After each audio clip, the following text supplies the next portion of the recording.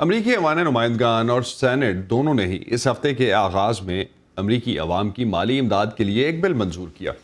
Corona virus سے متعلق $900 ارب کے اس امدادی پیکج میں اسمال بزنسز، بے روزگاری الاؤنس، تعلیم اور صحت عامہ کے لیے رقم مختص کی گئی ہے۔ ڈیموکریٹس اور ریپبلکنز کے درمیان ہفتوں پر محیط مذاکرات کے بعد یہ قانون سازی ہوئی ہے، جس کے بعد ڈیموکریٹس کا کہنا ہے کہ بل محض پہلا قدم ہے۔ نو منتخب صدر جو بائیڈن نے منگل کو ایک ٹویٹ میں کہا تھا کہ میں اس ریلیف بل کی منظوری پر داد دیتا ہوں۔ یہ بل اب دستخط کے لیے صدر ٹرمپ کے پاس جائے گا۔ نیلوفر مغل ہمارے ساتھ اس وقت موجود ہیں، ان سے اس بل پر تازہ ترین جانتے ہیں۔ نیلوفر، صدر ٹرمپ اس بل سے خوش دکھائی نہیں دیتے، وہ اس میں تبدیلی چاہتے ہیں، ان کے پاس کیا اختیارات ہیں اس وقت؟ جی اسد، بالکل جو $2.3 ٹریلین کا یہ بل ہے، صدر اس سے زیادہ کچھ خوش دکھائی نہیں دیتے۔ وہ کہتے ہیں کہ اس میں عام امریکیوں کے لیے کچھ نہیں ہے، بلکہ یہ رقم جو ہے اضافی اخراجات کے لیے اس میں رقم جو ہے مختص کی گئی ہے، لیکن عام امریکیوں کے لیے اس میں کوئی فائدہ نہیں ہے۔ انہوں نے کہا ہے کہ امریکہ کے جو ہر فیملی ہے یا جو ہر فرد ہے، اس کے لیے $600 کا جو امدادی پیکج ہے وہ ناکافی ہے، بلکہ وہ کانگریس سے کہیں گے کہ وہ اسے 600 سے بڑھا کر 2000 یا 4000 کر دے۔ اگرچہ انہوں نے یہ واضح طور پر نہیں کہا کہ وہ اسے ویٹو کر دیں گے، لیکن ان کا یہ کہنا تھا کہ جب تک اس میں تبدیلیاں نہیں ہوتی تو وہ اس پر دستخط نہیں کریں گے۔ دوسری جانب ان کا یہ کہنا ہے کہ وہ کانگریس سے کہیں گے کہ وہ اسے مناسب جو ہے وہ رد و بدل کرے، تبدیلیاں کرے اور واپس ان کے پاس دستخط کے لیے بھیجے۔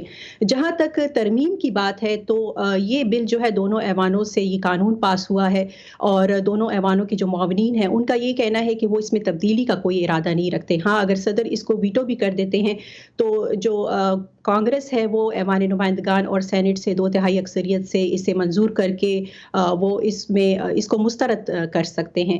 لیکن فی الحال ایسا دکھائی دیتا ہے کہ اگر اس میں تاخیر ہوتی ہے یا یہ اس پر دستخط نہیں ہوتے تو لاکھوں جو امریکی ہیں وہ کرونا وائرس ریلیف پیکج سے وہ محروم ہو سکتے ہیں، اور شٹ ڈاؤن کا بھی خطرہ ہے۔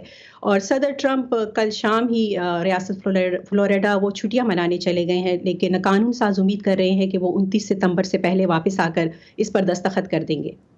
رائٹ، لیکن آپ کا کہنا یہ ہے کہ ماہرین کہہ رہے ہیں کہ اگر صدر ٹرمپ اس کو ویٹو بھی کر دیتے ہیں تو اس کو بھی اوور رول کیا جا سکتا ہے کانگریس سے جا کے۔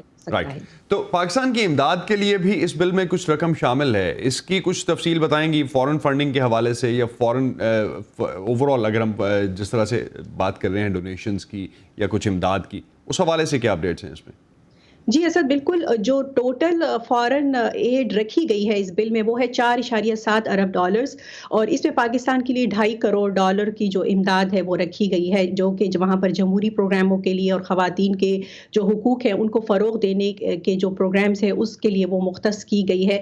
لیکن یہاں پر امریکی صدر ڈونلڈ ٹرمپ سمیت کئی جو اعلیٰ عہدیدار ہیں وہ اس پر تنقید بھی کرتے نظر آتے ہیں۔ ان کا کہنا ہے کہ اس غیر ملکی امداد سے امریکیوں کو کیا فائدہ ہوگا، یہ جو رقم ہے یہ یہاں پر مقامی لوگوں پر خرچ ہونی چاہیے، نہ کہ غیر ملکی وہاں پر پروگرامز کے لیے۔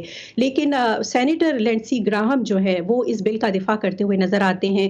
وہ کہتے ہیں کہ غیر ملکی امداد جو ہے وہ پورے امریکی اخراجات کا 1% بنتا ہے۔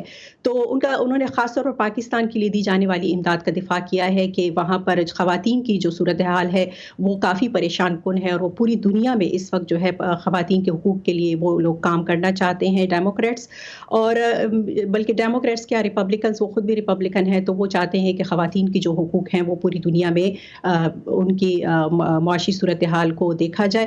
آپ کو یہ بتاتی چلوں کہ 2018 میں صدر ڈونلڈ ٹرمپ نے پاکستان کے لیے جو امداد تھی وہ بند کر دی تھی، سیکیورٹی امداد کے ساتھ ساتھ سویلین امداد بھی۔ لیکن ابھی جو حالیہ امداد ہے اس کے بارے میں تجزیہ کاروں کا یہ کہنا ہے کہ یہ دونوں ملکوں کے تعلقات کے لیے ایک اہم موڑ ثابت ہو سکتی ہے۔ بہت شکریہ نیلوفر مغل ہمیں اس حوالے سے اپڈیٹ کرنے کا۔